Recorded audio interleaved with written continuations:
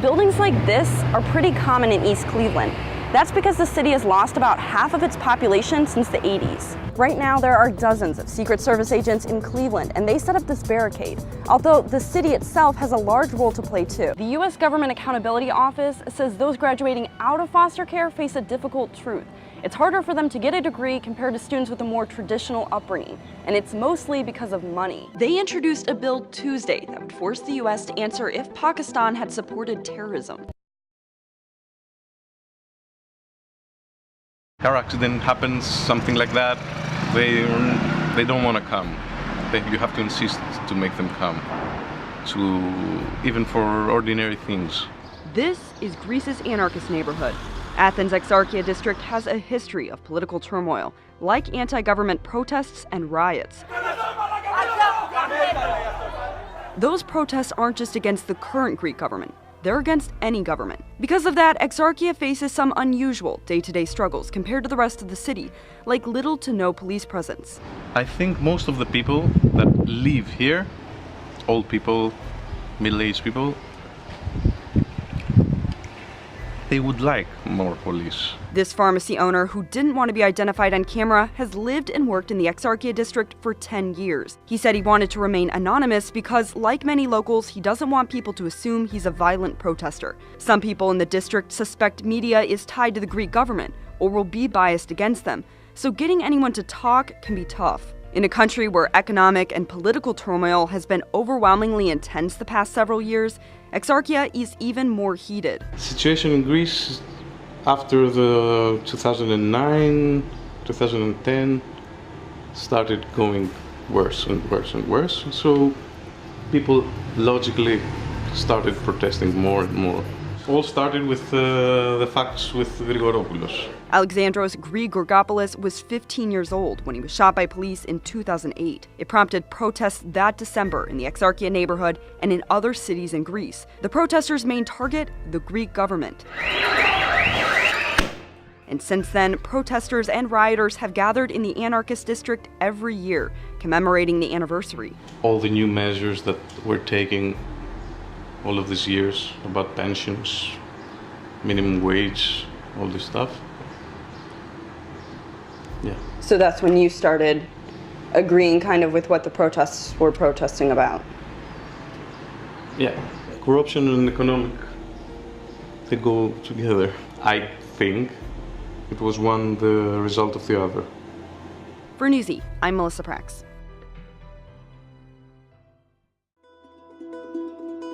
Having little or no internet at all is a daily reality for people living in this rural community and others like it. That means, unlike you, they probably won't be able to stream this video. There's a tech gap between rural and urban areas. Country living in exchange for decent internet, I suppose. But it's going to affect our kids in the long run who aren't getting the same opportunities as, say, kids who do have better internet. And people might look at you and be like, oh, really, it's all over better internet, but it can make a big difference, you know. In 2015, 78% of people in rural areas had internet access. In urban areas, that number was 85%. But while rural areas don't seem to be lagging too far behind, these numbers don't show some of the biggest problems. The internet speeds suck in rural areas. Just over half of rural residents can get speeds over 25 megabits per second, or broadband. In urban areas, that number is 94%. I've been waiting 3 years now, and they keep saying, well, we're trying. Windstream told me they were doing updates. Rural communities are often monopolized by only one provider. That can drive up the price without driving up reliability. My daughter's into music, downloading music, sheet music for her saxophone when she's playing her music. And she likes to download videos so she can sing along or whatnot, so that would be easier. With few residents in rural areas, companies aren't jumping to send out crews to lay internet cables. In the rural schools, we have a little bit of a problem with sometimes it takes more than one provider to get them to our data center. In today's society with just constant devices, we're all on our devices, we're all, no matter what age, I mean, even young kindergarten children are now on devices, so I think if you can't roll out that technology and you can't prepare kids for after a K through 12 environment, then I think it somewhat will impair them maybe going forward. Without reliable internet, people in those communities are compromised. Imagine not being able to shop online or having to rely on a dial-up connection to process your credit card transaction. How would your life change without internet access? Let us know on social media. I'm tired of having to explain Islam to people. I'm tired of having to explain why Black Lives Matter to people. I'm not gonna sit here and be like, Muslims don't kill people, we're nice, because I've been doing that my whole life and I still get the same BS. Muslims in America are diverse, but Black Muslims are largely left out of the conversation. Black kids do not believe me when I say I'm Black, and at the mosque when it's time to pray, sisters slide their feet away from mine. It's estimated that Black Muslims make up as much as a third of all Muslims in the US, and about 40% of American-born Muslims are Black, more than any other race. The Muslim population in the US overall is pretty small, but growing. Get a lot of people that are kind of so ingrained in their culture that, and their biases, that interacting with Black Muslims is like something they don't usually do. We're for democracy and everyone here is equal and you're free to do whatever you want, but that's not necessarily the case. Even many American-based Muslim advocacy groups inadvertently focus on immigrants and Arab Muslims living in the US. Black Muslims that I've spoken to have felt like Muslims of other races don't want to engage with Black Muslims. So I would say we have a lot to work on in terms of race and getting over cultural boundaries. When it comes to identity, almost half of American Muslims see themselves as Muslim first, American second.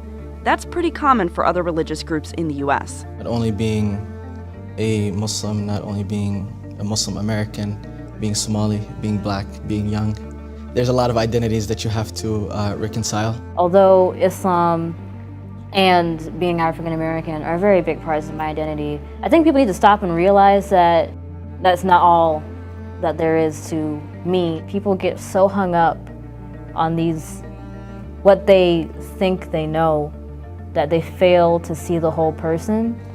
And honestly, that's probably the biggest thing that's a loss on both sides. For Newsy, I'm Melissa Prax. The love for another human being is not a religious issue, it's not a race issue, it's not a nationalistic issue, it is a human reality. Refugees are welcome here! These rally-goers want to welcome more Syrian refugees to St. Louis.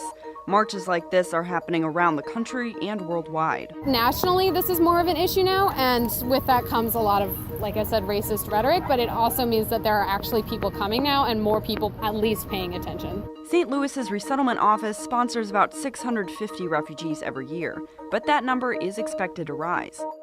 About 4.8 million Syrians have left the country due to violence.